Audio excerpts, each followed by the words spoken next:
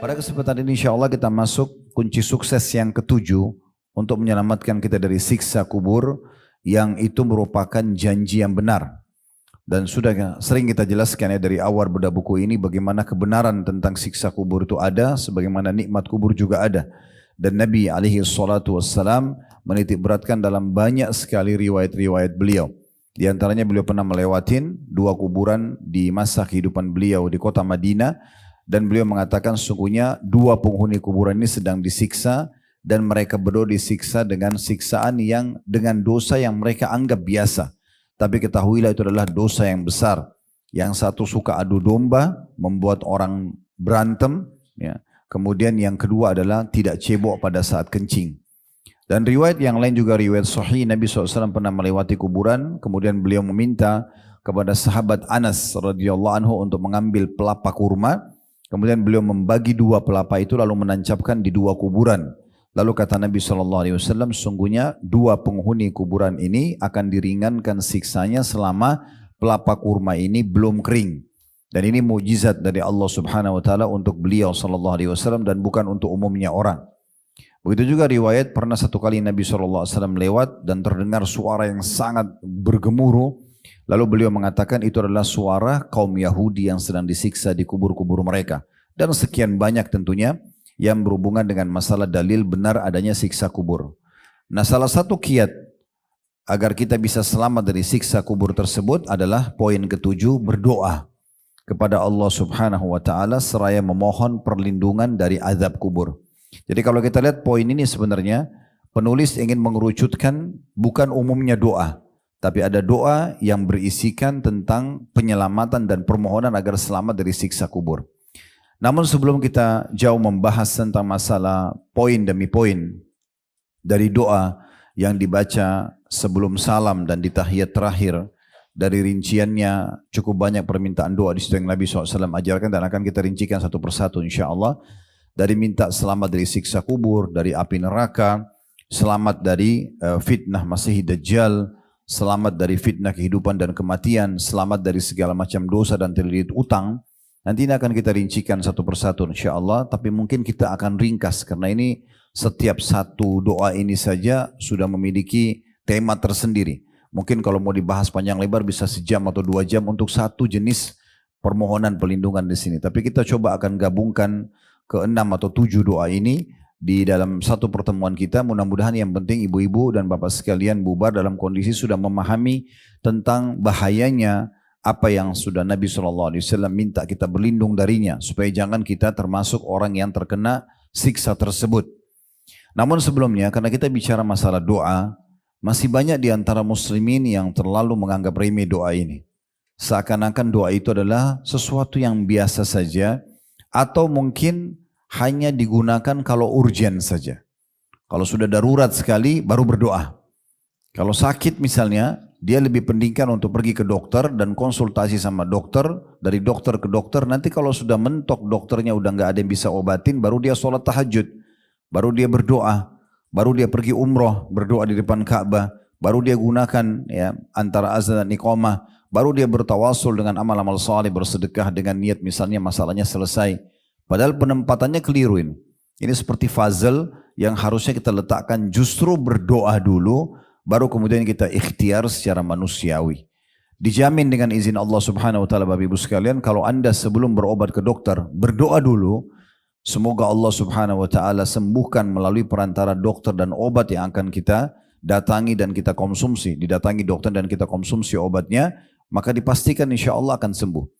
Tapi permasalahannya kita tidak pernah melakukan atau jarang melakukan ini. Makanya dalam Islam kita dianjurkan berdoa sebelum aktivitas. Sebelum makan, sebelum minum, sebelum tidur, sebelum masuk kamar mandi, sebelum terjadi interaksi biologis yang halal antara suami istri, sebelum safar. Semuanya dibaca sebelum aktivitas. Agar betul-betul kita berkomunikasi dengan Sang Pencipta Allah dan minta agar Allah mudahkan apapun yang akan kita ingin kerjakan. Kalau itu kebaikan Allah berkahi, kalau itu dosa maka Allah selamatkan kita dari bahayanya. Nah itu pentingnya doa.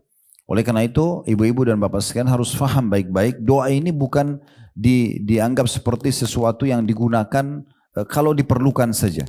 Tetapi kita harus balik persepsi kita sangat butuh dengan doa. Karena doa hakikatnya adalah curhat dengan Allah.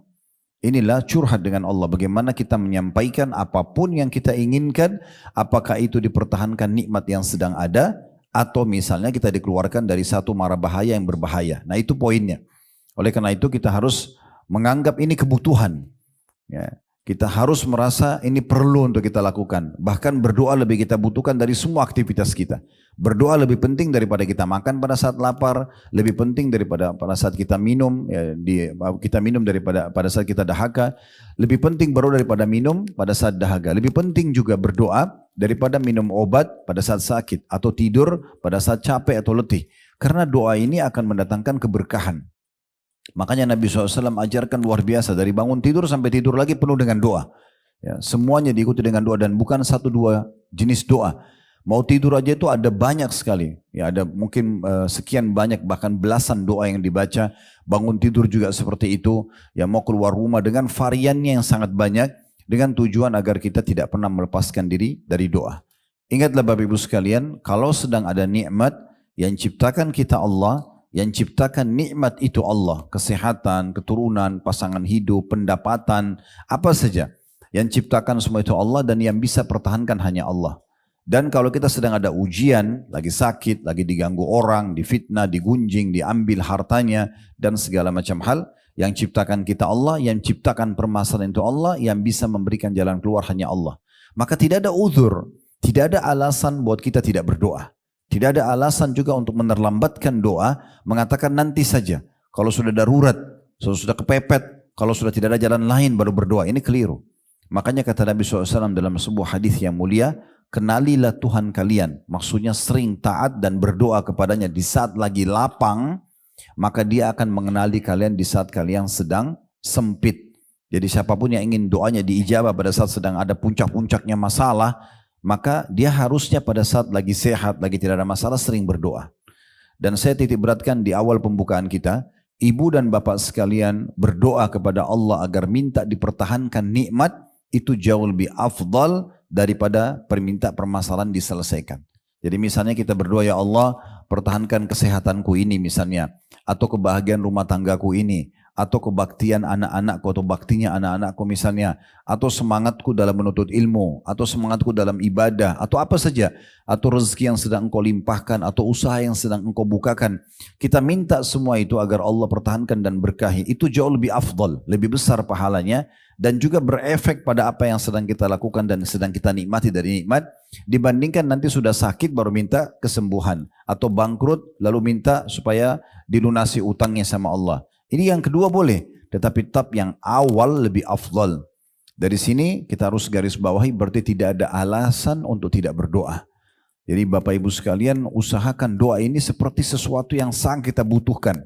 Bahkan ulama salaf rahimahumullah dulu, mereka tidak pernah menyanyiakan momen apapun kecuali diikuti dengan doa. Jadi selain doa yang terikat dengan waktu dan tempat seperti doa kamar mandi, mau masuk kamar mandi, keluar kamar mandi, itu kan terikat dengan waktu dan tempat. Doa mau tidur, doa bangun tidur, doa mau makan, habis makan.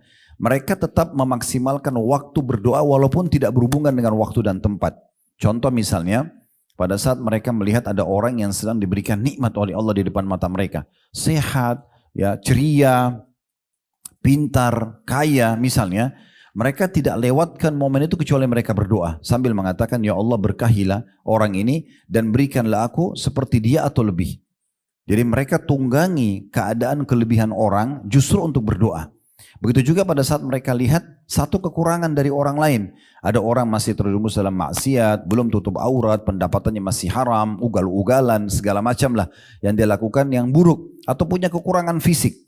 Maka juga mereka tunggangi justru untuk berdoa kepada Allah agar diselamatkan dari apa yang menimpa orang tersebut. Jadi para ulama menjadikan doa ini luar biasa sebagai satu senjata yang terkuat, ya, dan inti daripada ibadah yang mereka kerjakan di setiap aktivitas mereka. Karena Nabi SAW mengatakan ad-doa huwal ibadah. Doa itu sebenarnya inti daripada ibadah. Kalau Bapak Ibu sudah suka sekali dengan doa, berarti Bapak Ibu akan suka semua jenis ibadah. Tapi kapan kita tidak suka dengan doa atau malas-malasan, berarti yang lain juga akan malas-malasan, otomatis. Orang tinggal minta dan Allah Subhanahu wa taala tidak butuh perantara. Kita kalau mau ketemu dengan seorang raja atau presiden, kan kita butuh perantara. Ngajukan surat permohonan, ikutin protokol yang ada, ikutin jadwal yang ada. Allah Azza wa Jalla sang pencipta alam semesta ini tidak butuh semua itu. Tinggal hadap kiblat, baca alhamdulillah wassalatu wassalamu ala rasulillah, panjatkan hajat kita. Dan Allah itu maha mendengar doa-doa hambanya. Dalam banyak hadis diantaranya kata Nabi SAW dalam hadis yang sahih, tidak ada seorang muslim yang berdoa di muka bumi. Tidak ada seorang muslim yang berdoa di muka bumi ini kecuali Allah ijabah. Pasti diijabah. Hanya saja melalui salah satu dari 3 tahapan. Bisa Allah berikan langsung. Ibu dan bapak berdoa, ya Allah sembuhin saya. Ya Allah berikan saya makanan, minuman, pakaian, pasangan hidup, pekerjaan, apalah segala macam. Allah kasih langsung. Tapi pemberiannya Allah ini melalui sistem yang Allah ciptakan. Yang biasa kalau bapak ibu dengar sunnatullah. Ya, sistem yang Allah buat ya. Jadi kalau misalnya kita lapar nih, bapak ibu bilang, ya Allah hilangin lapar saya. Tidak spontan laparnya hilang. Ada sistem yang Allah buat. Kita bisa bertemu dengan orang yang memberikan kita makan, atau kita punya ide mau makan makanan tertentu, atau termudahkanlah kita dapat makanan lalu kita mengunyahnya dulu, dikunyah, digigi, dengan gigi ditelan melalui tenggorokan, masuk di usus, diproses, baru laparnya hilang. Itu namanya sistem, sunnatullah. Jadi ada prosesnya. Ya kalau obat dokter itu ada dosisnya, kan gitu. Nah itu harus difahami. Maka bisa diberikan langsung pada saat itu, atau Allah hilangkan sesuatu yang berbahaya yang setimpal dengan doa dia. Kalau dia berdoa kebaikan, maka Allah mungkin keburukan yang akan menimpa dia, lalu Allah hilangkan keburukan tersebut karena doanya. Atau akan disimpankan yang ketiga, yang dia panen dalam bentuk pahala pada hari kiamat. Sehingga nanti ada dalam sebuah athar atau sebuah riwayat yang lain, akan ada orang nanti datang hari kiamat, diberikan pahala bergunung-gunung, dan dia kaget sambil menanyakan kepada para malaikat, dari mana amalan ini? Maka para malaikat mengatakan, ini adalah dari doa-doamu yang belum kamu dapatkan ijabahnya di dunia. Maka pada saat itu mereka semua berharap agar semua doanya yang dipanjatkan selama dunia tidak diberikan di dunia. Mereka panen dalam bentuk pahala saja pada hari kiamat. Jadi fahami Bapak Ibu sekalian, doa itu ibadah. Ibu dan bapak lihat hasilnya atau belum lihat hasilnya, tetap dicatat pahala di sisi Allah Subhanahu Wa Taala. Dulu apa masalahnya? Hanya tinggal minta, hanya tinggal merengek, hanya tinggal manja dengan Allah. Kenapa kita tidak mau? Kenapa kita anggap remeh? Bahkan banyak di antara kita masuk masjid seperti ini saja masih belum tahu doanya. Adabnya masuk kaki kanan dengan berdoa kepada Allah Subhanahu Wa Taala. Bismillah wassalatu wassalamu ala Rasulillah, dengan menyebut nama Allah dan salawat kepada Nabi SAW. A'udzubillahil azim, aku berlindung kepada Allah yang Maha Agung, wa biwajhil karim, dengan wajahnya mulia, wa sultanil qadim, dan kerajaannya yang kekal, minasyaitonir rajim, dari syaitan yang terkutuk. Allah maftah li abwaab rahmatik, ya Allah bukakanlah aku pintu rahmatmu. Rahmat artinya meliputi pengampunan dosa, peninggian derajat, pemenuhan kebutuhan, dan juga solusi dari permasalahan-permasalahan hidup. Susahnya apa? Tinggal masuk masjid kaki kanan baca doa. Kalau tidak bisa hafal sepanjang itu, tinggal baca Bismillah wassalatu wassalamu ala Rasulillah. Allah maftah li abwaab rahmatik, ya Allah bukakan aku pintu-pintu rahmatmu. Itu sudah cukup.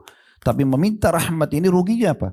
Daripada ibu dan bapak masuk masjid seperti ini, 1 jam duduk, ya tidak dapat apa-apa kecuali keutamaan majelis ilmu saja. Itu mungkin dapat kalau bapak ibu ikhlas. Tetapi bisa ditambah dengan mendapatkan rahmat Allah hanya dengan doa. Betul juga nanti pada saat keluar ada adabnya dengan kaki kiri. Baca juga Bismillah wassalatu wassalamu ala Rasulillah, dengan menyebut nama Allah dan salawat serta taslim untuk Nabi Muhammad SAW. Lalu kita berdoa, Allah maftah di abwaab fadlik, ya Allah bukakan untukku pintu-pintu karuniahmu, pintu-pintu rezekimu. Allahumma asimni minasyaitonir rajim, dan selamatkan aku dari semua godaan syaitan yang terkutuk. Nah ini kita baca, itu contohnya saja. Jadi cukup banyak doa-doa yang dianggap remeh. Sudahlah, kan cuma doa masuk masjid, keluar masjid, itu kan cuma sunnah. Padahal dia tidak pernah tahu seberapa besar efek doa itu pada hidup dia. Mungkin dia minta rahmat 1 kali masuk masjid, rahmat itu bertahan sampai 1 tahun atau 10 tahun ke depan. Mungkin dia minta rezeki pada saat keluar dari masjid, itu Allah pertahankan 1 tahun atau 10 tahun ke depan. Tidak ada batas daripada pemberian yang Allah SWT akan berikan kepada hambanya, karena Allah berfirman, innallaha yarzuqu may yasha bighairi hisab. Allah itu kalau sudah memberikan rezeki pada hambanya, tidak ada hitungannya lagi. Tidak ada batasnya. Bukan kita minta, ya Allah kasih saya kesehatan, Allah cuma kasih kesehatan. Tidak, Allah bisa kasih kesehatan, Allah kasih kegembiraan, Allah kasih kebahagiaan, Allah kasih pasangan, Allah kasih keturunan. Jadi satu kita minta, Allah kasih dengan banyak sekali. jawaban. Ini sudah disepakati oleh jumhur ulama, tidak akan pernah Allah Azza wa Jal dimintai satu lalu Allah kasih satu. Umumnya Allah akan kasih lebih daripada apa yang dia minta. Yang penting dia masih mau minta kepada Allah Subhanahu wa taala. Ini kurang lebih pembukaan yang harus difahami tentang masalah doa. Baik, kita tambahkan Bapak Ibu sekalian dengan poin-poin secara ringkas saja ya, yang menyebabkan doa diterima. Jadi supaya doa kita mustajab. Yang pertama ikhlas. Karena semua ibadah harus ikhlas karena Allah. Jadi kalau sudah terlintas di benak, di hati ibu sekalian dan bapak, itu orang yang di sebelah saya melihat saya lagi berdoa, maka saya perpanjang doanya atau perindah tutur katanya. Ini semua dari syaitan. Ya, baca a'udzubillahi minasyaitonir rajim, jangan sampai diikutin ya, supaya ikhlas. Dan kata Nabi SAW dalam hadis riwayat Abu Dawud, innallaha la yaqbalu amalan illa makani khalisan liwajhi. Allah tidak akan terima amal kecuali yang ikhlas karenanya. Jadi harus ikhlas Bapak Ibu sekalian baru bisa diterima. Kemudian yang kedua, ya, tidak tergesa, ini memuji Allah. Yang kedua memuji Allah. Jadi baca minimal alhamdulillah, minimal. Ya. Ibu bilang misalnya Bapak sekalian, alhamdulillah, baru kemudian yang ketiga baca salawat kepada Nabi SAW. Wassalatu wassalamu ala rasulillah. Itu minimal. Umar bin Khattab radhiyallahu anhu mengatakan, siapa yang tidak membaca salawat untuk Nabi SAW, maka doanya terhijab, tidak akan diterima. Jadi kita minimal baca alhamdulillah, baru kita bilang wassalatu wassalamu ala rasulillah, lalu baru Bapak Ibu sampaikan hajatnya. Nah seperti itulah. Jadi yang pertama ikhlas, yang kedua memuji Allah Subhanahu wa taala. Makin panjang Bapak Ibu puji Allah makin bagus ya. Puji terus Allah. Misalnya, ya Allah, zat yang telah mengizinkan untuk mengangkat tangan untuk berdoa ini, yang memudahkan lisanku mengucapkan tutur kata ini. Ya Allah yang telah memberikan aku umur sampai umur sekian misalnya, yang memberikan aku ini. Kita ingat semua nikmat Allah yang besar, pasangan hidup kah, anak-anak kah, pekerjaan kah, apalah nikmat-nikmat yang sudah kita diberikan. Sampai ulama dulu merincikan hal-hal yang kecil, sampai memuji Allah dengan sesuap makan yang masuk ke mulutnya, seteguk air yang menghilangkan dahaganya, ya ketentraman jiwa yang dirasakan walaupun hanya beberapa saat di dalam hatinya. Semua itu dijadikan bahan pujian untuk Allah Subhanahu wa taala. Tapi kalau ya Bapak Ibu tidak terfikir itu, misalnya belum terlintas di benaknya, maka cukup memuji Allah dengan alhamdulillah. Kemudian selanjutnya yang ketiga membaca salawat kepada Nabi sallallahu alaihi wasallam. Dan pernah ada sahabat masuk masjid, dia langsung bilang Allahumma gfirli, ya Allah maafkanlah aku. Kata Nabi SAW, ista'jala hadha, orang ini buru-buru sekali. Harusnya dia memuji Allah dulu, baca salawat kepada Nabi SAW, baru kemudian menyampaikan hajatnya. Yang keempat, syaratnya agar diterima doa adalah tidak tergesa-gesa. Jadi yang pertama ikhlas, yang kedua puji Allah, yang ketiga baca salawat kepada Nabi SAW, yang keempat tidak boleh tergesa-gesa. Baik dalam mengucapkan doa itu, ataupun dalam menunggu jawabannya. Jadi kalau Bapak Ibu masuk ke, bertemu dengan satu tokoh masyarakat lah, dan Bapak Ibu kebetulan punya hajat ingin disampaikan pada orang tersebut. Coba renungi baik-baik, kira-kira seperti apa kita menyusun tutur kata kita. Kita pasti akan menyusun tutur kata yang rapi, yang bagus. Misalnya Bapak Ibu ingin pengen utang deh sama orang misalnya ya. Kan tidak mungkin kita mengatakan, kamu kan orang kaya, kasih dong saya uangnya. Kan nggak mungkin. Orang akan usir kita, siapa orang ini? Mau minta uang kok gitu-gitu caranya gitu kan. Ada orang kadang-kadang menghardik gitu ya, menyalahkan Allah. Ya Allah sembuhkan saya, ya Allah kasih saya begini dan begitu. Tidak ada sopan santunnya.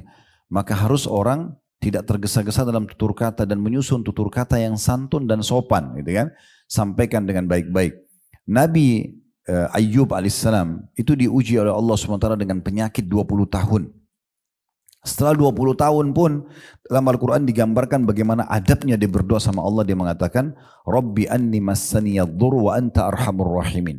Wahai Tuhanku, wahai penciptaku, engkau telah mengujiku dengan penyakit ini. 20 tahun sudah diuji sama Allah SWT, yang luar biasa. Belum sembuh-sembuh juga. Tapi setelah 20 tahun dia mengatakan, ya Allah, sesungguhnya engkau telah menguji aku dengan penyakit ini, dan kamu adalah zat yang maha pengasih. Dia tidak bilang, ya Allah sudah 20 tahun nih saya sakit, tolong sembuhin saya sekarang. Gitu kan? Atau mana keadilanmu, atau apalah bahasa-bahasa yang menghardik dan menyalahkan Allah Subhanahu Wa Taala. Tapi dia mengatakan, aku telah engkau uji ya Allah dengan penyakit 20 tahun ini. Gitu kan? Tapi engkau zat yang maha pengasih. Apa maknanya? Kalau engkau ingin sembuhkan, sembuhkan ya Allah. Kalau belum aku akan bersabar. Itu adab yang luar biasa gitu ya. Dan Allah SWT zat yang maha pengasih. pasti dia sangat tahu bagaimana memberikan jawaban untuk hamba-hambanya yang ikhlas.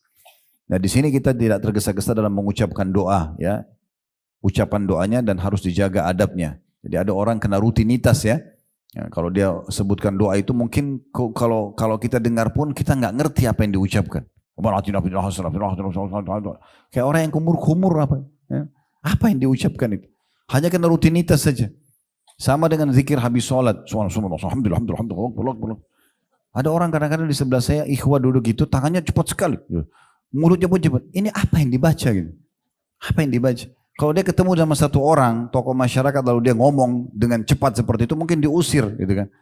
Bagaimana dengan Allah SWT? Harus jaga adabnya. Di poin keempat ini tidak tergesa-gesa, masuk dalamnya tidak boleh tergesa-gesa dalam ucapan, dan menyusun tutur kata yang baik tentunya, dan juga tidak tergesa-gesa dalam menunggu jawaban. Ya, rasionalnya gini, kalau Bapak Ibu lagi kerja di satu kantor, kemudian Bapak Ibu sedang ngajukan permohonan untuk dinaikkan jabatannya atau ditambah payrollnya atau gajinya. Kita misalnya ajukan ke dirut perusahaan atau owner perusahaan, kita ajukan permohonan untuk gaji kita naik atau jabatan kita naik. Setelah kita masukkan, apakah kita akan gedor-gedor pintunya dirut itu? Mana kemarin yang saya masukkan proposal itu? Kenapa belum keluar? Begitukah caranya? Saya yakin kalau dia betul-betul mau naik jabatan itu, justru dia lakukan dua hal. Yang pertama, dia tunjukkan prestasi yang lebih baik. Ya, dari sebelumnya, dia makin on time datang, dia makin tunjukkan prestasi kerjanya. Dan yang kedua, dia tidak mendesak perusahaan untuk segera, ayo keluarkan itu. Yang penting dia sudah ajukan proposalnya. Maka akan ada penilaian. Nah, tanpa disamakan Allah dengan makhluknya, harusnya seperti itu.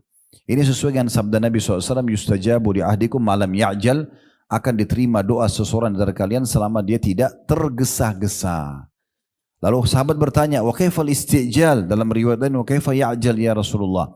Bagaimana cirinya orang yang tergesa-gesa itu?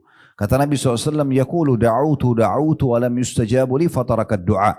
Dia mengatakan saya sudah berdoa, kemudian belum lihat jawabannya, maka dia pun berhenti berdoa. Mungkin tinggal satu kali lagi Bapak Ibu berdoa. Mungkin tinggal 2 kali lagi. Maka akan diijabah. Kenapa berhenti? Sifat orang mukmin tidak akan pernah berhenti manja dan memohon pada Tuhannya sampai Allah lihatkan atau berikan kepada dia. Selama Bapak Ibu tidak minta sesuatu yang bentrok dengan sunnatullah, sistem yang sudah Allah buat, maka Allah akan kasih. Ya, seperti misalnya ini contoh bentrok sama sunnatullah. Ibu dan bapak tidak suka dengan malam, sukanya terang siang. Ya Allah hilangkan malam, itu kan tidak mungkin. Karena sistem Allah buat malam harus ada. Ibu gak suka laki-laki, kecewa. Wow, ya Allah hilangkan semua laki-laki. Mana bisa? Gak mungkin, gitu kan? Itu mustahil gitu. Jadi kalau tidak bentrok sama sunnatullah akan diijabah oleh Allah subhanahu wa ta'ala. Makanya Nabi SAW mencontohkan kepada kita dan para sahabat contohkan, mereka kalau berdoa, mereka tidak berhenti sampai melihat hasilnya, gitu kan? Sabar aja nikmati. Dan ada sebuah riwayat pernah saya temukan Bapak Ibu sekalian, riwayat ini selalu jadi prinsip hidup saya dalam berdoa. Lalu untuk apa buru-buru? Sementara Nabi SAW mengatakan, kalau Allah, makna hadisnya, mendengar doa yang indah dari seorang hamba. Allah mendengar doa yang indah dari seorang hamba, maka Allah menerlambatkan jawabannya. Allah nggak kasih langsung. Dia puji-puji Allah, dia terus merengek, dia terus menangis, dia terus curhat sama Tuhannya. Maka Allah kalau itu Allah menerlambatkan jawabannya. Untuk apa? Kata Nabi SAW, agar hamba tersebut tetap dalam doanya. Tetap akan dikasih, tapi Allah tunda 3 hari, 1 minggu, 1 bulan baru dikasih. Itu nanti kalau dia lihat pahalanya hari kiamat, dia berharap seumur hidupnya dia berdoa. Karena besarnya pahala yang akan dia dapatkan. Itu bentuk kasih sayang Allah. Allah itu sami', maha mendengar. Allah itu basir, maha melihat. Allah itu alim, maha mengetahui. Kita harus yakin dengan nama-nama dan sifat-sifat Allah subhanahu wa ta'ala. Ini poin yang keempat. Ya, poin yang kelima, menjauhi semua permintaan, pendapatan, ya, makanan yang haram. Ini syarat mutlak.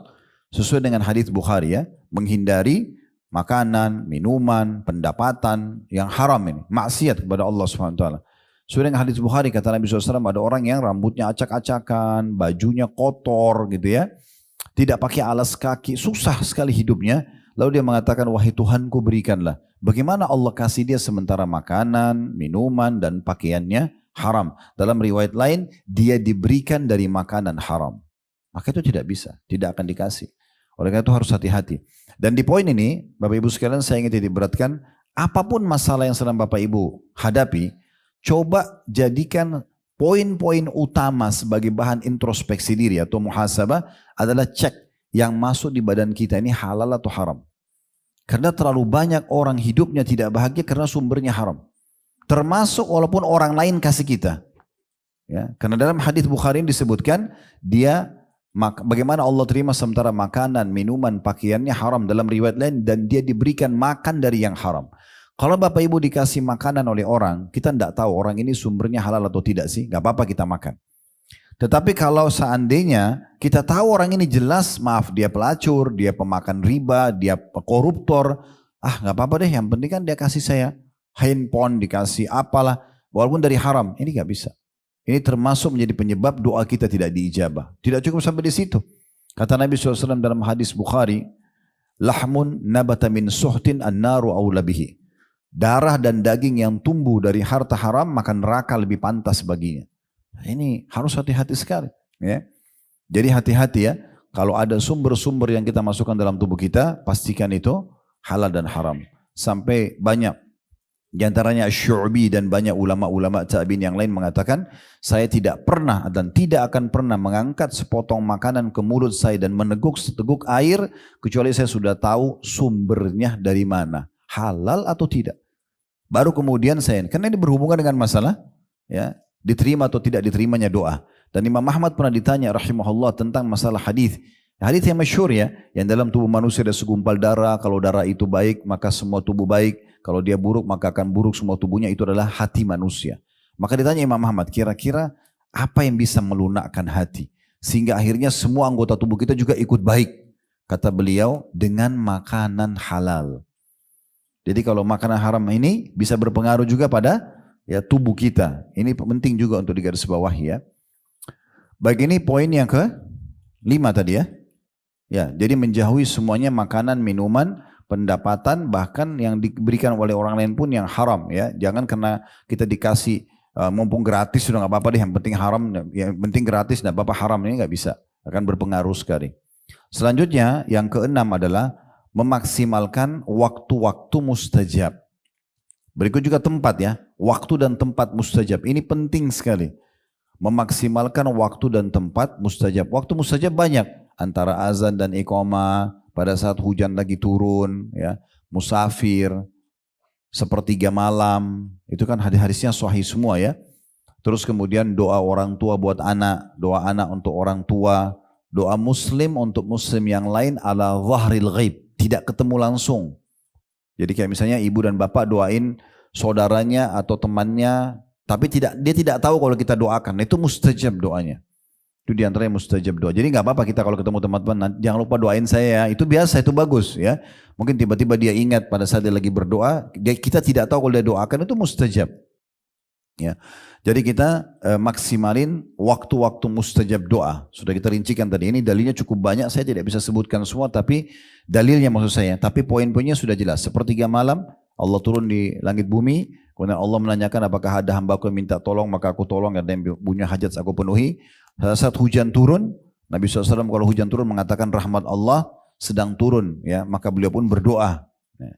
Kemudian beliau mengatakan dalam riwayat lain, maka sangat jarang doa ditolak pada saat itu.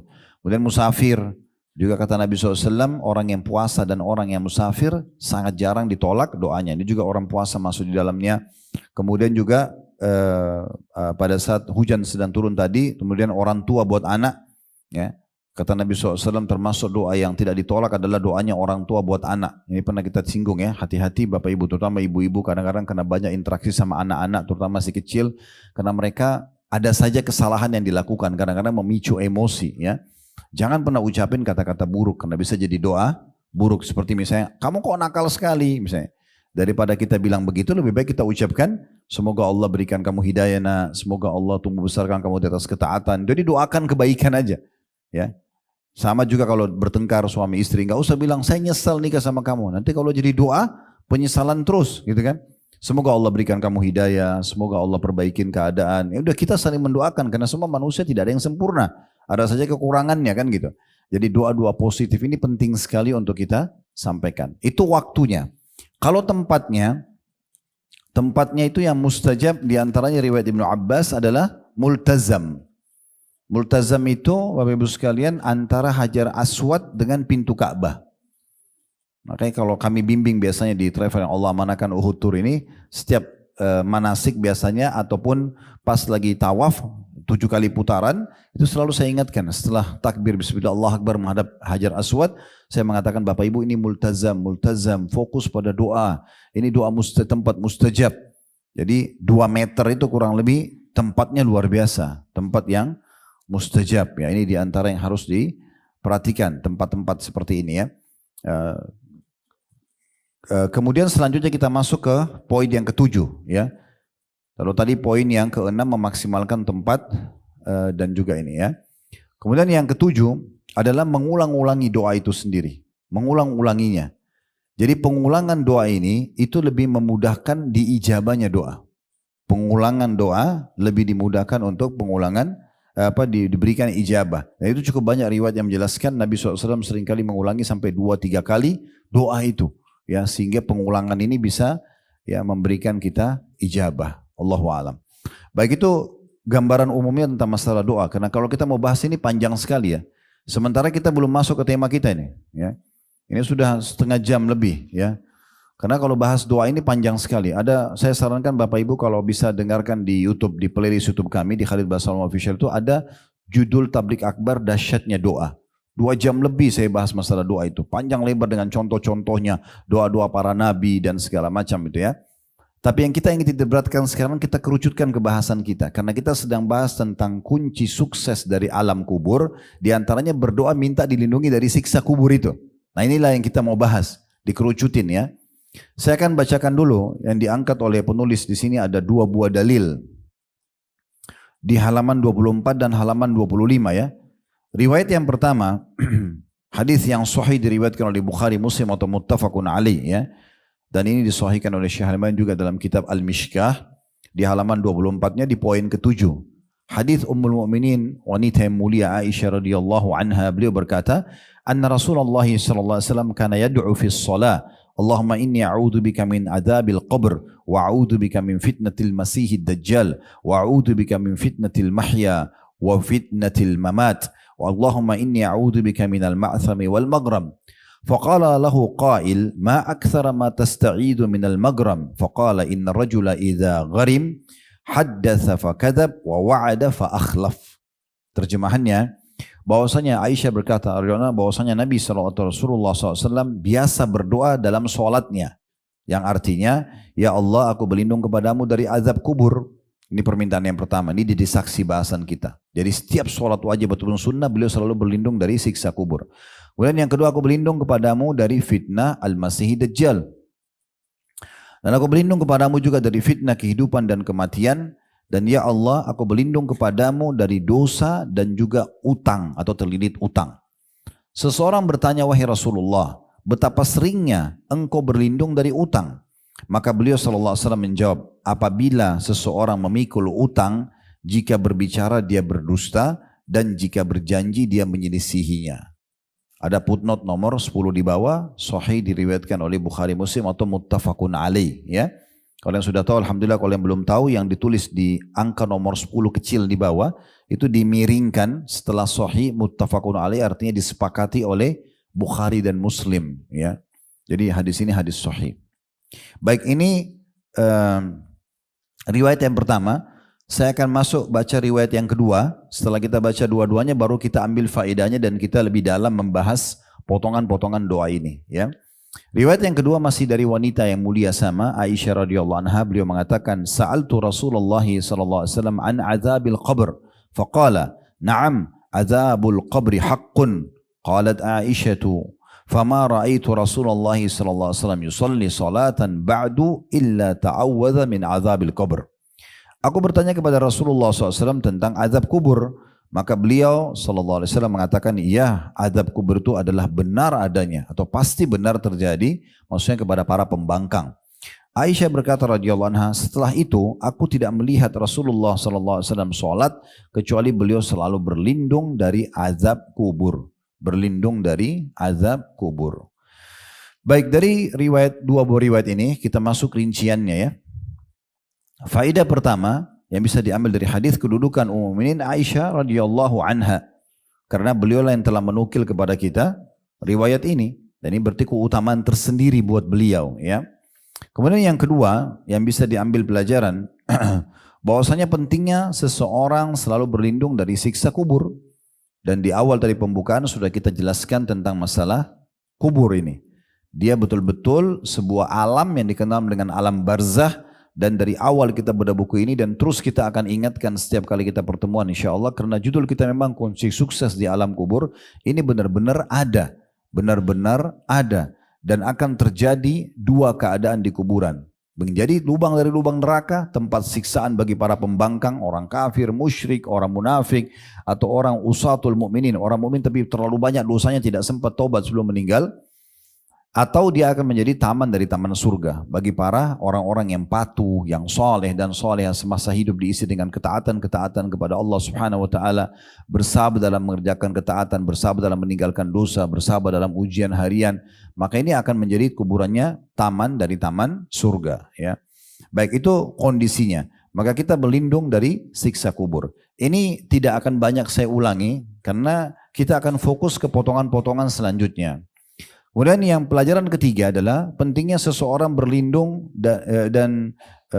di potongan kedua tadi, berlindung dari siksa kubur itu lengkap dijelaskan di potongan hadis kedua tadi ya. Yang Aisyah berkata, aku bertanya kepada Nabi SAW tentang siksa kubur dan beliau mengatakan betul benar ada, gitu kan. Lalu kata Aisyah, saya tidak pernah melihat setelah itu Nabi SAW kalau sholat kecuali beliau berlindung dari siksa kubur. Baik, pelajaran ketiga, potongannya wa'udzubika min fitnatil masihid dajjal. Dan aku berlindung kepadamu ya Allah dari fitnahnya al-masihu ad-dajjal atau al-masihid dajjal. Masih itu, Bapak Ibu sekalian, artinya diambil dari kata-kata masah yang artinya terhapus. Terhapus. Jadi ada dua orang yang dapat julukan al-masih. Isa al-masih. Biasa dibilang Isa al-masih ya. Itu al-masih dari bahasa Arab. Dan Dajjal al-Masih, Masih Dajjal. Ya, ini dua-duanya pakai al-Masih. Apa bedanya? Kata ulama, kalau Isa alaihissalam dikatakan Isa al-Masih, itu adalah Isa yang alaihissalam begitu diutus Allah hapuskan kekufuran dengan diutusnya beliau. Ya, baik di saat beliau hidup dulu sebelum diangkat ke langit dan nanti pada saat beliau turun di akhir zaman.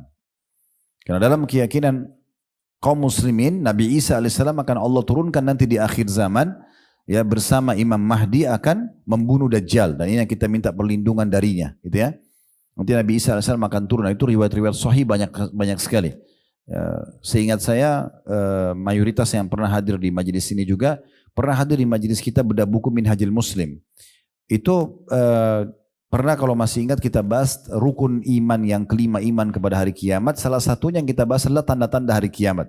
Keluarnya Dajjal itu ya, dan turunnya Nabi Isa alaihissalam. Itu akan turun nanti di akhir zaman. Sebagian kaum Nasrani juga yakin dengan itu. Tapi kita umat Islam tidak butuh pendapat mereka.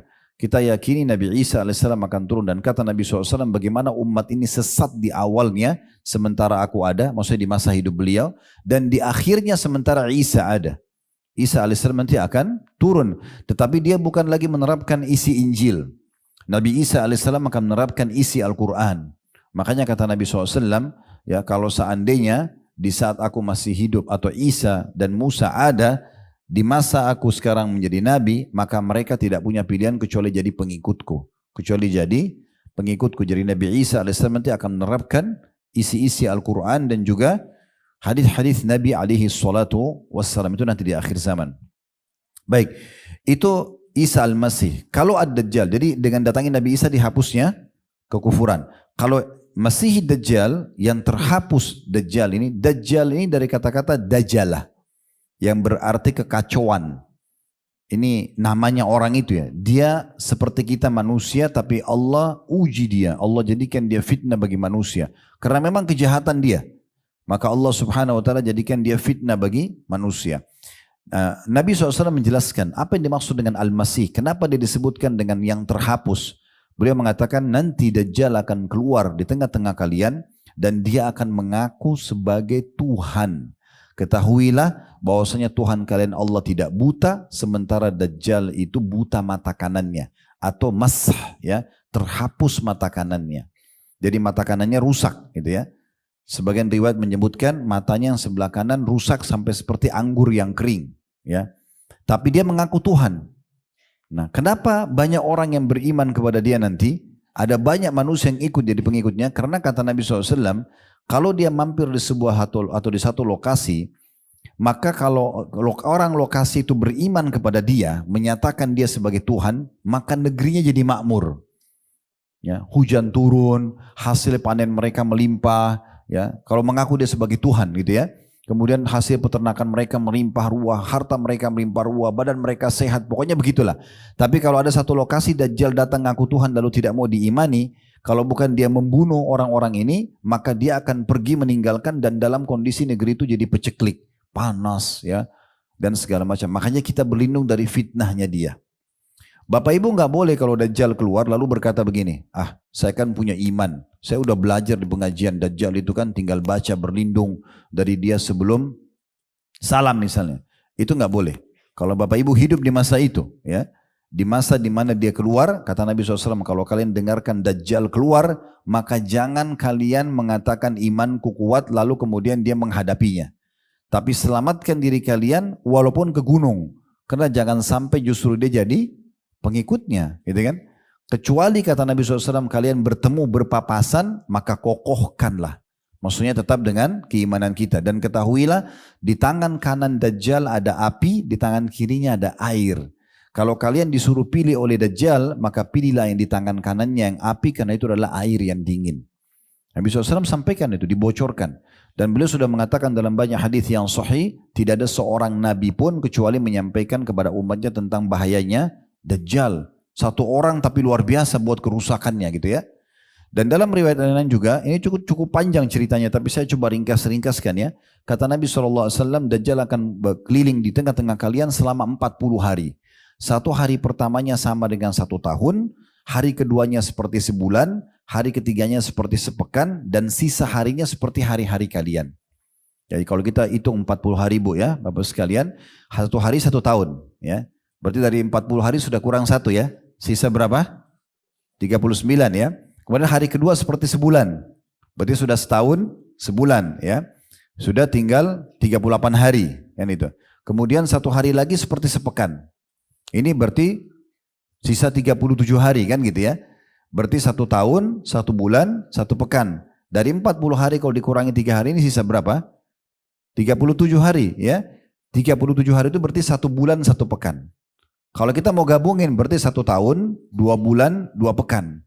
Itu dia akan membuat kerusakan di muka bumi. Ya, dia akan keliling. Kata Nabi SAW, tidak ada satu tempat pun di muka bumi ini kecuali akan dilewati oleh Dajjal. Pasti dia akan datang. Ya, dia akan masuk. Kecuali Madinah dan Mekah, dia tidak bisa memasukinya. Kata Nabi SAW, nanti Dajjal akan tiba di Madinah dan dia akan menemukan di setiap pintu gerbangnya, itu ada 2 malaikat yang menghunuskan pedang dan menghalaunya. Kemudian dia mengajak para pengikutnya naik ke atas sebuah gunung. Kemudian dia melihat ke arah masjid Nabi SAW dan dia mengatakan, apakah kalian lihat istana putih itu? Dan subhanallah di hari-hari kita sekarang Masjid Nabawi seperti istana putih dari jauh ya. Karena pakai marmer putih. Ya. Kita memang sudah di akhir zaman ini. Ya.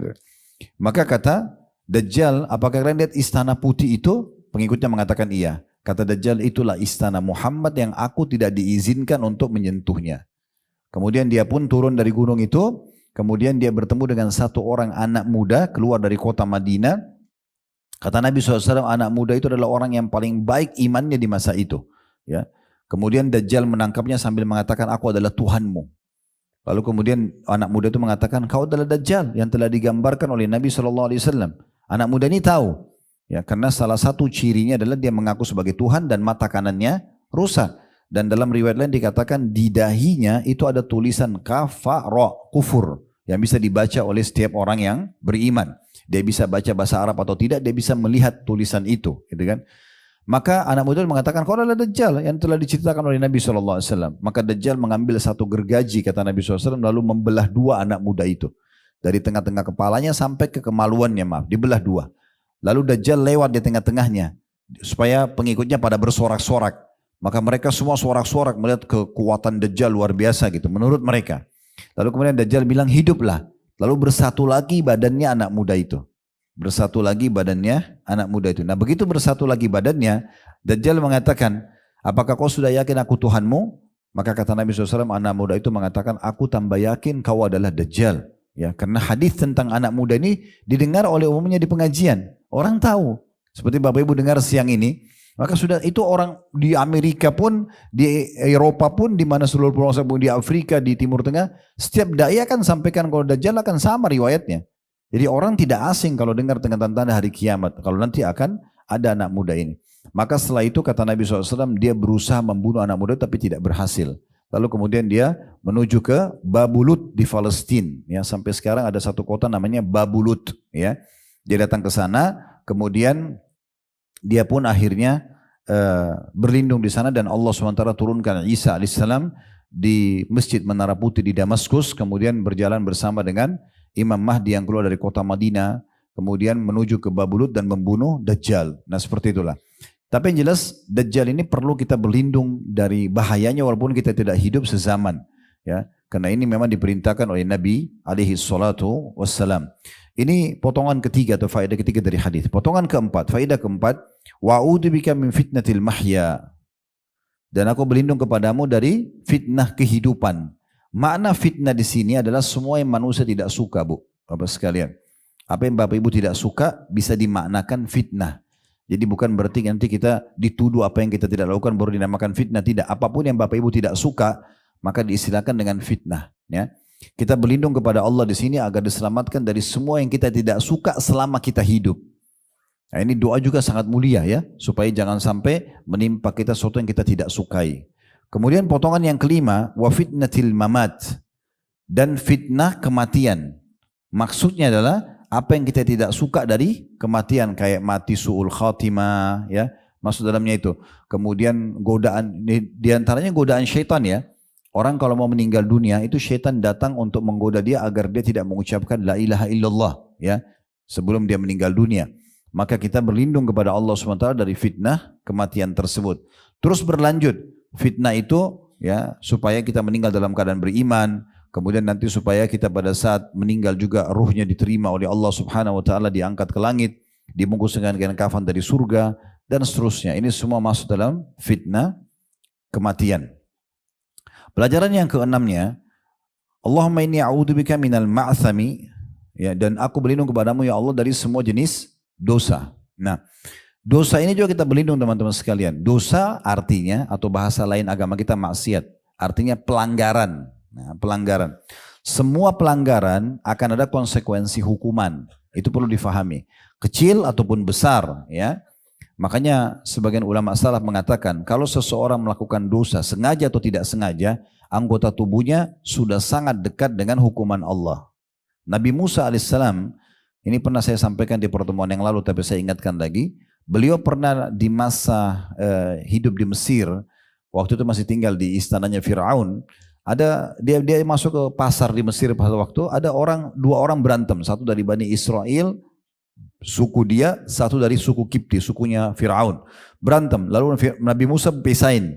Begitu dipisahin oleh Nabi Musa AS, rupanya yang dari suku Kipti ini, karena mereka merasa penguasa pada saat itu. Dan Bani Israel dianggap budak. Dia dengan sombongnya menantang Musa, maka Allah menggambarkan, fawakazahu Musa faqadha alaih. Musa lalu menonjok orang itu, lalu membunuhnya. Nabi Musa di sini tidak niat membunuh orang itu. Ini perlu digarisbawahi ya. Dia tidak niat membunuhnya. Tapi apa yang terjadi? Karena dia melakukan dalam hukum Allah, memukul itu dan membunuh adalah dosa, walaupun Nabi Musa tidak niatkan, tapi dia sudah menonjokkan tangannya ke orang lain. Maka apa Allah bilang, wafatannaka futuna, lalu kami uji kamu dengan ujian yang banyak setelah perbuatanmu itu. Itu dosa tidak disengaja. Bagaimana kalau dosa disengaja? Dia tahu ini salah sengaja dibuat, maka itu lebih berat hukumannya. Poin ini perlu digarisbawahi. Kenapa kita berlindung dari segala jenis dosa? Karena semua pelanggaran, semua dosa ada konsekuensi hukumannya. Maka harus ditinggalkan. Dosa itu dipelajari untuk dijauhi, amal soleh dipelajari untuk dikerjakan. Nah, saya pernah jelaskan juga, Bapak Ibu perlu fahami baik-baik masalah sabar ya. Kalau sabar itu dalam 3 hal. Sabar dalam mengerjakan ketaatan, dulu dalam majelis ilmu seperti ini, mungkin sedikit cuaca panas, mungkin harus tinggalkan pekerjaan dan segala macam, kita sabar. Bangun sholat malam, kita masih ngantuk, tapi kita bangun sholat malam. Ini semua butuh kesabaran dalam ketaatan. Yang kedua, sabar dalam meninggalkan maksiat. Ini juga tinggi sekali levelnya dalam Islam ya, pahalanya sangat besar. Bapak Ibu, siapa di antara kita yang tidak punya peluang berzina, berbohong, menipu, mencuri? Semua kita punya peluang untuk itu. Dan pada saat syaitan bisikkan dan tawarkan, ajak kita negosiasi, tinggalkan. Di situ kita sabar. Enggak, ini haram dalam agama, saya enggak mau. Tinggalkan karena Allah, gitu kan? Itu namanya sabar yang kedua. Ini pahalanya sangat besar ya.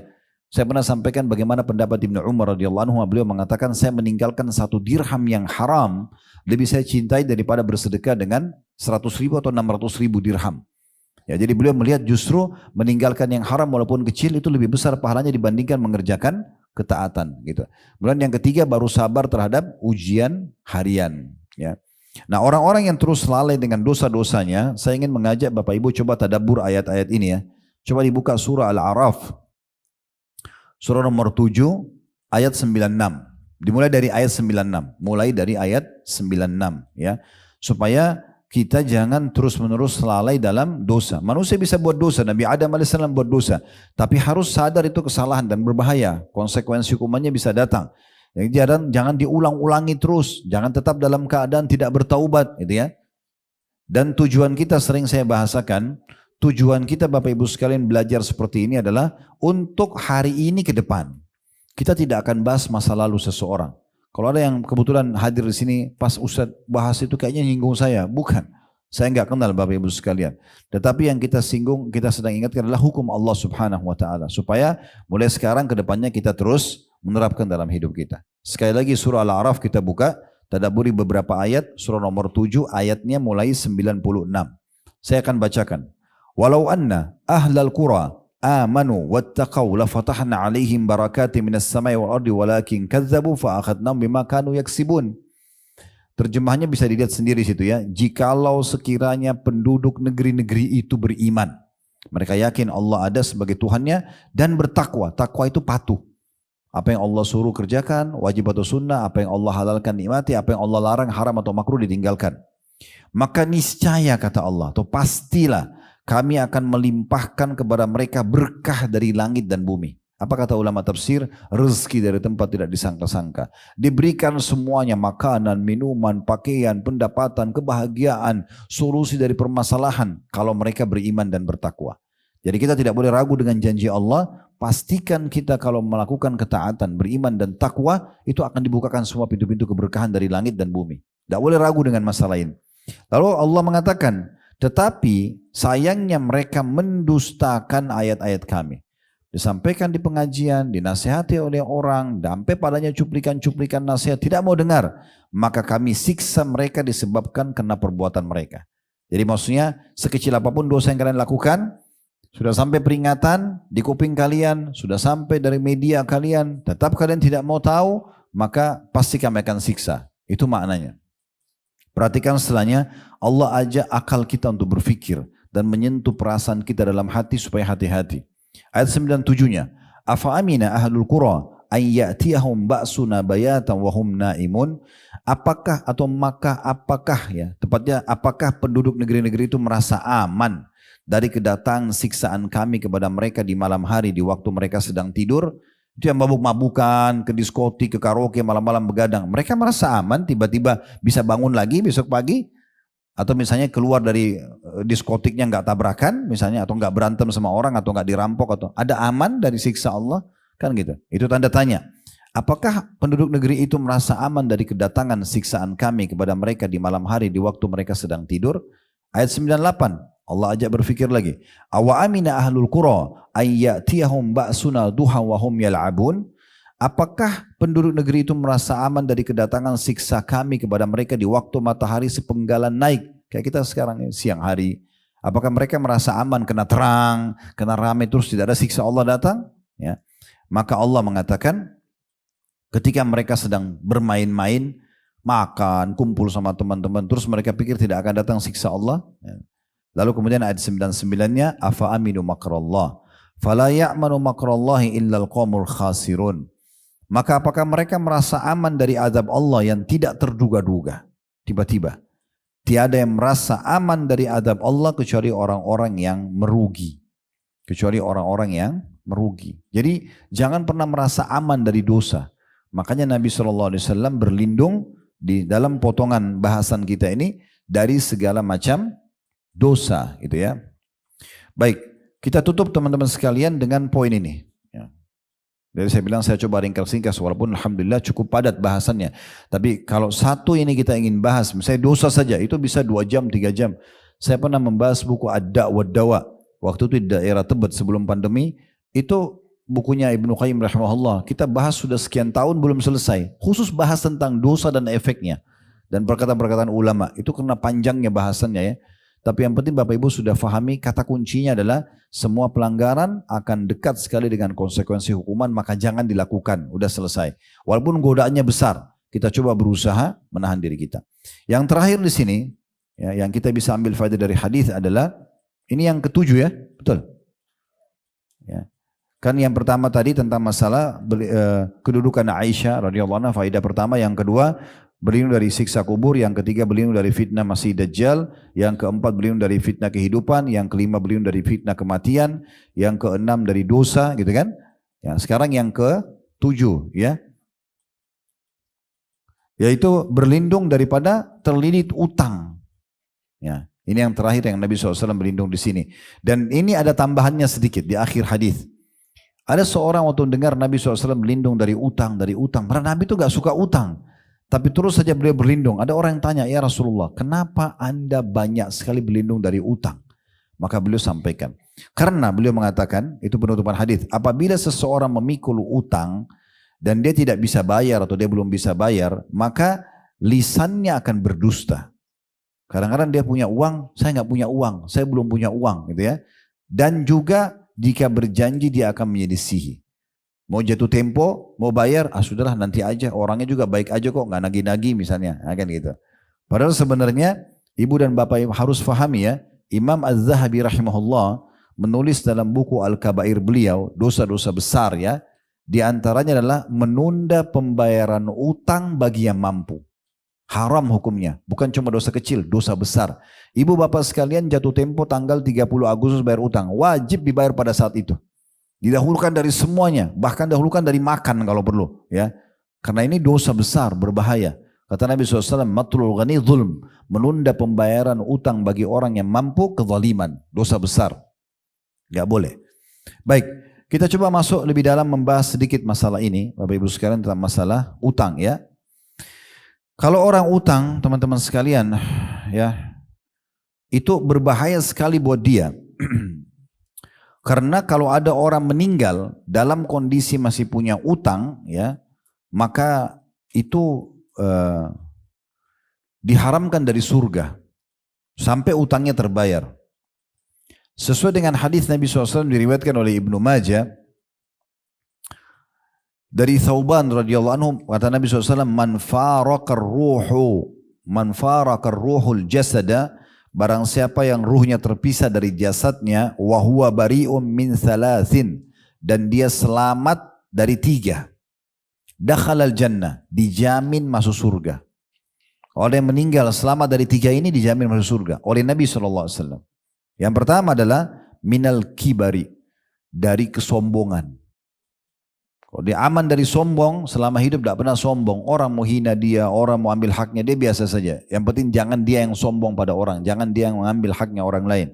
Itu jaminan pertama masuk surga, tidak sombong. Dan kata Nabi SAW, siapapun yang dalam hatinya ada seperti biji sawi dari kesombongan tidak akan mencium bau surga. Jadi nggak boleh. Kalau Allah berikan Bapak Ibu sekalian kelebihan fisik, paras wajah, pakaian, apa segala macam, merendah saja. Nikmatin tanpa harus merendahkan orang lain. Karena sombongan artinya merendahkan orang lain. Kemudian yang kedua adalah wal gulul. Ya. Al gulul ini maksudnya adalah khianat.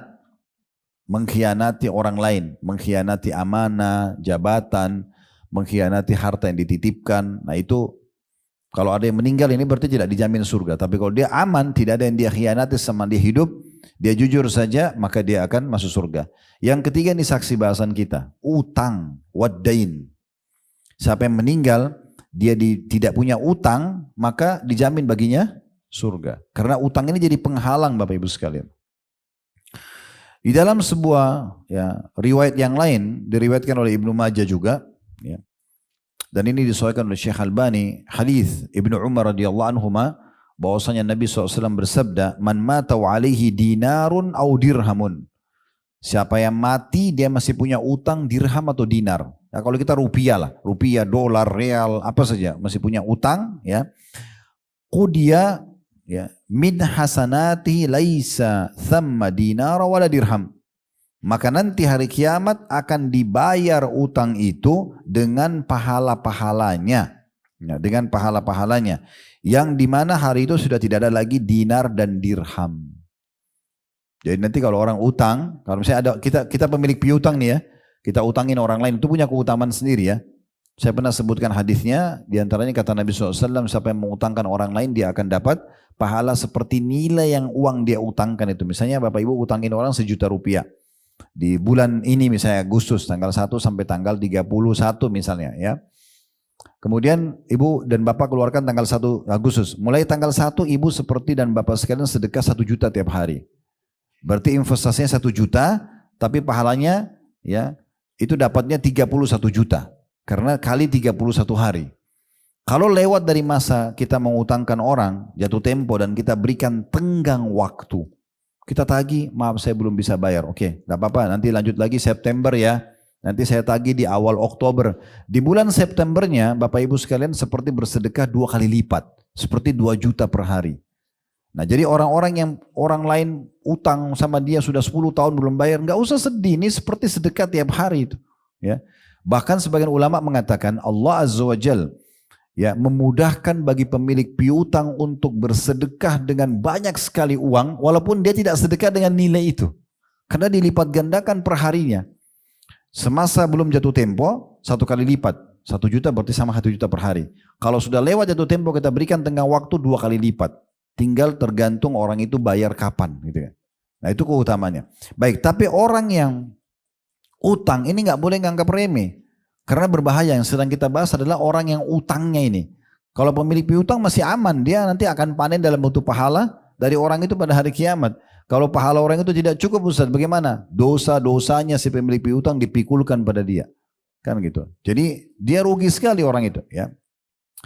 Baik, dalam hadis yang lain diriwayatkan oleh Tirmidzi dan ini dikatakan juga sahih oleh Syekh Albani. Dari hadis Abu Hurairah radhiyallahu anhu bahwasanya Nabi SAW bersabda, nafsul mu'mini mu'allaqatun bidainihi hatta yuqda anhu. Jiwa seorang mukmin, ruhnya ya itu masih bergantung dengan utangnya hingga dia melunasinya. Makanya orang kalau meninggal dunia harus disegerakan 4 hal ya. Yang pertama Bapak Ibu harus perhatikan dan catat baik-baik, didahulukan pengurusan jenazahnya. Gak boleh tunda. Ya kata Nabi SAW, ikramul mayyit dafnu. Penghormatan terhadap jenazah segera mengurus. Mandikan, kafani, sholati, kubur. Gak usah bilang tunggu dulu, anaknya ada anaknya di Amerika, ada cucunya di Eropa, ada tunggu semua datang. Berapa hari baru dikubur, ini melanggar sunnah Nabi SAW. Gak boleh. Sunnahnya meninggal hari itu dikubur hari itu. Yang kedua, bayar utangnya. Gak ada warisan ini. Sampai utangnya dibayar. Kalau mayit ini punya utang 100 juta, yang ditinggalkan cuma 100 juta, maka dibayar utangnya. Gak ada warisan. Jadi kan, utang dulu. Kemudian yang ketiga wasiat.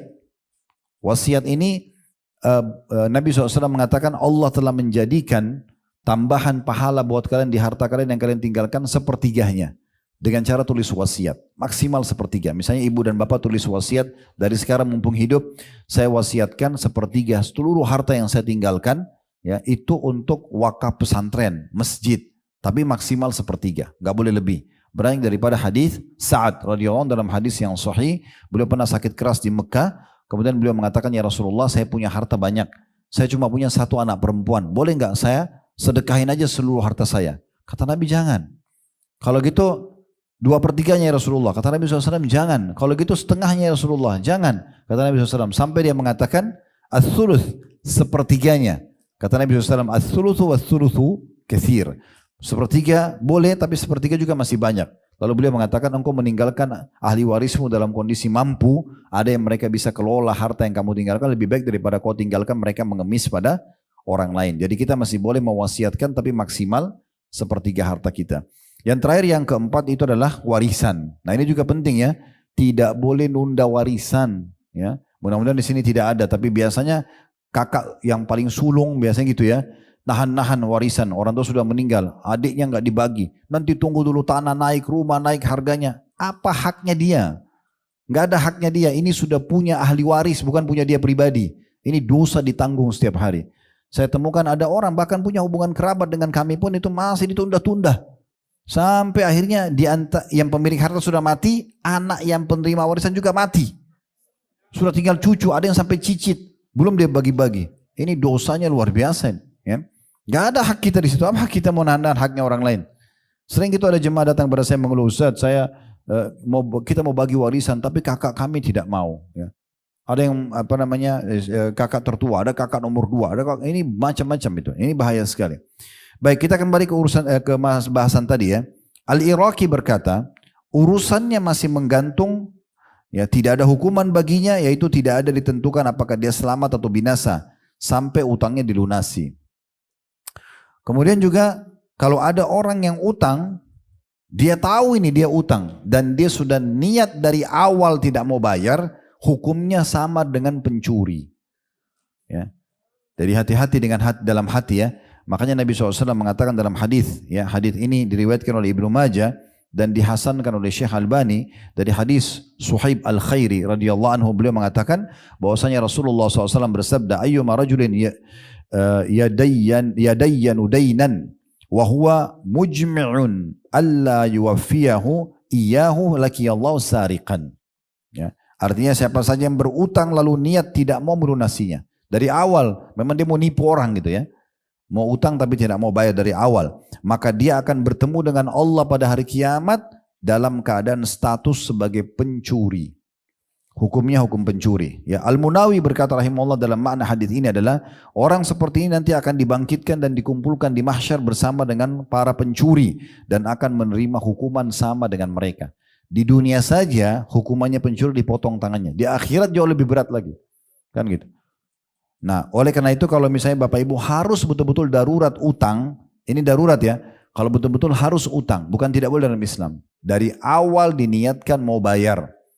Ya, niatkan begitu. Kata Nabi SAW dalam sebuah hadis yang sahih juga, siapa yang utang niat mau membayarnya, Allah mudahkan dia membayarnya. Siapa yang utang dari awal tidak niat membayarnya, Allah akan persulit dia membayarnya.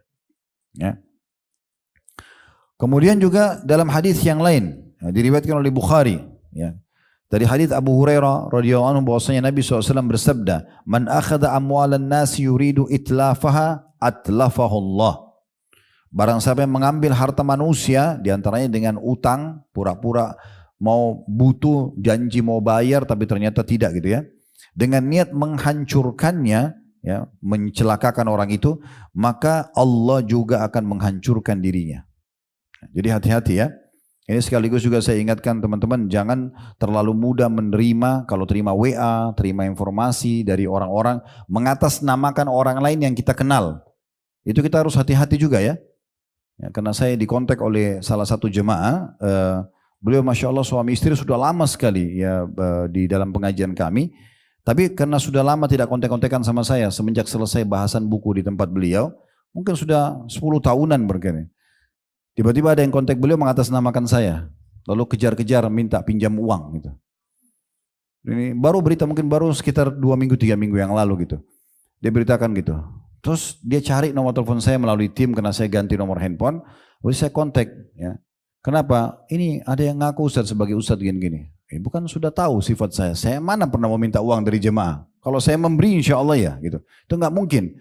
Apalagi membawa nama utang. Iya dia pakai nama Ustadz gini-gini, sebut-sebut masjid yang pernah saya ngisi dan segala macam gitu. Akhirnya rupanya ibu ini dia karena tadinya dia tidak bersangka buruk, dia pikir betul saya dipinjamin, dikasih transfer. Mintanya banyak lagi, minta 50 juta gitu kan. Ya kemudian ibu itu sempat transfer 25 juta, tapi agak unik waktu diminta nomor rekening namanya bukan nama saya gitu. Ya, akhirnya dikasihlah sama dia. Terus dia bilang, oh Ustaz saya sudah tahu memang kayaknya saya ditipu gini-gini. Ya lain kali baru hati-hati, jeli gitu kan. Jadi ambil pelajaran dari situ ya. Jangan kena membawa-bawa nama Ustaz atau nama orang, kemudian kita langsung main percaya. Utang itu kita punya hak ya. Utang itu beda dengan permintaan sedekah. Kalau sedekah orang minta tolong kasih saya makan, orang minta sedekah, itu kita jangan tolak. Tapi kalau orang minta utang, itu kita masih punya hak untuk memberi atau tidak. Gitu kan? Jadi itu tidak masalah. Kita tinggal mau cari keutamannya atau tidak. Tapi jangan sampai nanti tertipu dengan seperti tadi contoh kasusnya misalnya ya. Kemudian juga Nabi SAW itu tidak mau mensolati orang kalau masih punya utang. Ya. Dan ini berarti sebagian ulama mengeluarkan sebuah hukum. Orang yang meninggal masih punya utang dan tidak ada yang bayarkan. Maka para ulama tidak mensolatinya. Tapi yang awamnya muslimin boleh mensolatinya. Itu beranjak daripada sebuah hadis ya yang sahih. Hadis ini diriwayatkan oleh Imam Bukhari bahwasanya pernah ada jenazah dibawa kepada Nabi SAW. Tepatnya begini riwayatnya, Salam bin Aqwa radhiyallahu anhu berkata, kami duduk di sisi Nabi SAW lalu didatangkan satu jenazah. Lalu beliau bertanya, apakah dia jenazah ini yang mau disolati punya utang enggak? Maka para sahabat mengatakan tidak ada. Lalu kata Nabi SAW, apakah dia meninggalkan sesuatu? Ada warisannya? Kata para sahabat tidak ada. Lalu Nabi SAW pun mensolati jenazah tersebut. Kemudian didatangkan jenazah lainnya lagi. Lalu para sahabat berkata, wahai Rasulullah, solatkanlah dia. Lalu Nabi SAW bertanya, apakah dia punya utang? Ini jenazah yang kedua. Para sahabat mengatakan iya. Lalu kata Nabi SAW, apa dia tinggalkan sesuatu? Ada yang ditinggalkan yang bisa dibayar utangnya? Maka para sahabat mengatakan ada sebanyak 3 dinar. Lalu beliau pun mensolati jenazah tersebut. Karena orang ini ya masih ada uang yang dia tinggalkan bisa bayar utangnya. Nabi solati. Yang pertama tadi jelas dibayarkan utang karena ada uang. Ini juga yang kedua. Yang ketiga dikatakan dan datang jenazah yang ketiga.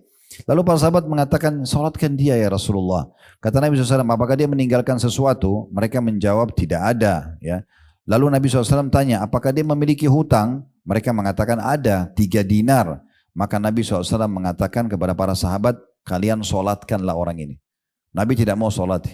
Karena orang ini punya utang walaupun 3 dinar itu sedikit ya. Nabi tidak mau solati karena tidak ada yang jamin dia bisa bayar utangnya. Dan tidak ada yang ditinggalkan juga warisan yang akan bisa dibayar utangnya sebelum dibagi warisan gitu. Maka Nabi SAW mengatakan kalian solatilah. Lalu kemudian Abu Qatadah berkata, wahai Rasulullah solatkanlah dia. Biar aku yang menanggung utangnya. Maka karena itu Nabi SAW akhirnya mensolati jenazah yang ketiga. Karena ada yang bilang, saya jamin ya Rasulullah, udah 3 dirham, 3 dinar dari saya aja. Nah karena ada yang jamin baru Nabi SAW solati. Berarti menandakan luar biasa itu. Ya. Kemudian hadis yang mungkin beberapa hadis terakhir saya kita tutup ya. Orang yang meninggal punya utang itu ya tidak akan diampuni walaupun mati syahid. Sampai utangnya terbayar. Kita tahu orang mati syahid semua diampuni dosanya ya. Apa saja dosa yang dia kerjakan dimaafkan kalau dia mati syahid kecuali utangnya. Sesuai dengan hadis ya yang sahih diriwayatkan oleh Imam Muslim dari hadis Abdullah bin Amr bin As radhiyallahu anhuma kata Nabi SAW yukfaru lisyahidi kulla dzambin atau kullu dzambin illa ad-dain. Sesungguhnya orang yang mati syahid semua dosanya dimaafkan kecuali utangnya, Jadi ini luar biasa ya bagaimana utang itu pengaruhnya sangat besar. Oleh karena itu memang Nabi SAW wajar kalau berlindung daripada utang tersebut. Dan ini kalau kita mau bahas panjang sekali bahasannya ya. Tapi insya Allah ini sudah mewakili Allah wa'ala. Kalau benar dari Allah silakan diambil dan diamalkan. Kalau